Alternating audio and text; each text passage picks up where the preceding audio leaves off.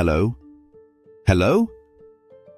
But wait, why do we instantly say hello when we pick up the phone?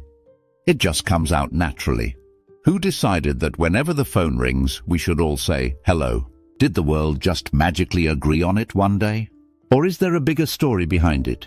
Well, it wasn't always like this. In fact, if history had taken a different turn, we might all be answering calls in a completely different way. Curious? You should be. Stick around, because the story behind hello is more interesting than you think. And once you hear this, you'll never answer the phone the same way again. Let's get started. Before phones, people had their own way of saying hello, but it wasn't as simple as just one word. Imagine this. You're walking down the street in the 1800s and you see someone you know. Do you say hi? No. You might tip your hat, give a polite nod, or say something like, good day, or how do you do, depending on who they were. Social customs mattered, and greetings weren't just casual, they were a sign of respect. But what if you weren't meeting face to face? Well, that's where letters came in. And let me tell you, people really put effort into their greetings. No quick, hey, what's up? Instead, they'd start with something like, my dearest friend, I hope this letter finds you in good health and high spirits. Sounds a bit formal, right? But back then, every letter was a big deal. There was no texting, no instant replies, just ink, paper, and a long wait for a response. So greetings weren't just words, they set the tone for everything that followed. But then the world changed. The telephone arrived, and suddenly people needed a new way to greet each other, not in person, not on paper, but through this strange new device. And that's where the real story begins.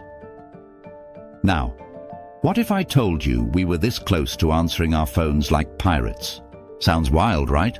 But back in 1876, when Alexander Graham Bell invented the telephone, he had a very specific idea about how people should answer it. He wanted people to answer with ahoy, the same way sailors called out to each other at sea. To him, it made perfect sense, short, sharp, and already familiar. But Thomas Edison, the brilliant mind behind the phonograph and electric light bulb, had a different idea. Instead of ahoy, he suggested hello. Now, what interesting is, back then, hello wasn't even a common greeting.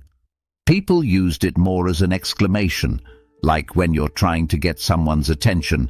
Hey, can you hear me? But Edison saw potential in this word. It was short, clear, and easy to recognize over the crackling phone lines of the time. Soon, it became the standard greeting on calls. Telephone operators were trained to begin calls with hello, and as telephones spread, so did the greeting, until it became second nature to all of us. And then on March 10th, 1876, something revolutionary happened. Alexander Graham Bell made the first ever phone call. His words was, Mr. Watson, come here, I want to see you. No introduction, no greeting, just a direct request to his assistant, Thomas Watson. It wasn't about formality, it was about function.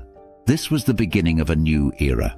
For the first time, a voice traveled through a wire, bridging distance in an instant. Communication would never be the same again.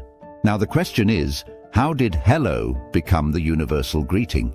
Edison's influence played a huge role.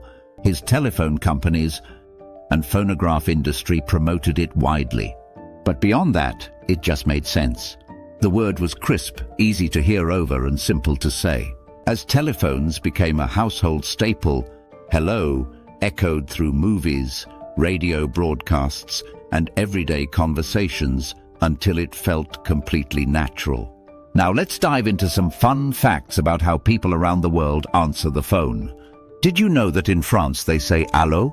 It's a direct adaptation of hello, proving just how influential the word became. Meanwhile, in Japan, people answer with moshi moshi, a phrase originally used to ensure the caller wasn't a ghost. And here's something interesting.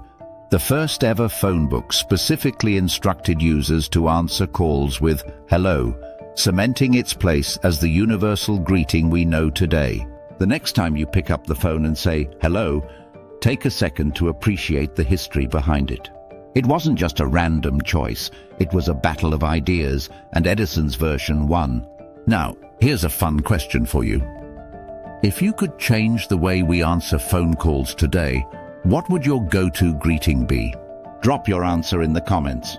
And if you love uncovering the hidden history behind everyday things, hit that like button, subscribe, and turn on notifications for more fascinating stories. Thanks for watching, and I'll see you in the next one.